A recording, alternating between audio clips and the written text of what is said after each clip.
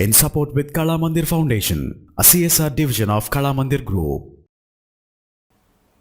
వాట్సాప్లో ఏమైనా మెసేజ్ పెట్టినప్పుడు ఆటోమేటిక్గా రిప్లై ఇవ్వాలంటే కనుక ఇప్పుడు నేను చూపించబోతున్న అప్లికేషన్ యూస్ఫుల్గా ఉంటుంది. అంటే మనం వాట్సాప్ చూడకపోయినా కానీ ఆటోమేటిక్గా రిప్లై వెళ్ళిపోతుంది అనమాట.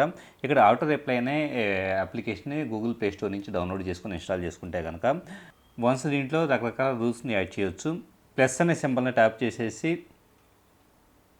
ఇక్కడ మనం కాంటాక్ట్స్ని సెలెక్ట్ చేసుకోవాల్సి ఉంటుంది. ఏ కాంటాక్ట్కి మనం ఏ పర్టికులర్ రూల్ని ఇచ్చేయాలంటే మనం కాంటాక్ట్స్ని సెలెక్ట్ చేసుకోవాల్సి ఉంటుంది. అలాగే స్టార్ అనే మధ్య మనం ఏదైనా పదాన్ని సెలెక్ట్ చేస్తే ఇప్పుడు ఫర్ ఎగ్జాంపుల్ హాయ్ అనే పదాన్ని సెలెక్ట్ చేసి ఇక్కడ రిప్లై విత్ దిస్ టెక్స్ట్ అనే దాన్ని మనం సెలెక్ట్ చేస్తే కనుక సో అవతల వాళ్ళు హాయ్ అని చెప్పేసి టైప్ చేసినప్పుడు ఆ కింద రిప్లై విత్ వచ్చేటప్పటికి హౌ ఆర్ యూ అని చెప్పేసి సెలెక్ట్ అయ్యే విధంగా మనం చేసుకోవచ్చు.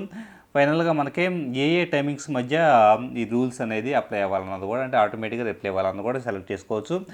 యాక్సెప్ట్ అనే బటన్ మనం ట్యాప్ చేస్తున్నామంటే కనుక ఆ పర్టికులర్ రూల్ అనేది యాడ్ అయిపోతుంది. ఇది ఎలా పనిచేస్తుందో ప్రాక్టికల్గా చూద్దాం. ఫర్ ఎగ్జాంపుల్ నాది ఇంకో ఫోన్ నుంచి నేను వాట్సాప్ మెసేజ్ అనేది నా ఫస్ట్ ఫోన్కి పంపిస్తూ ఉన్నాను.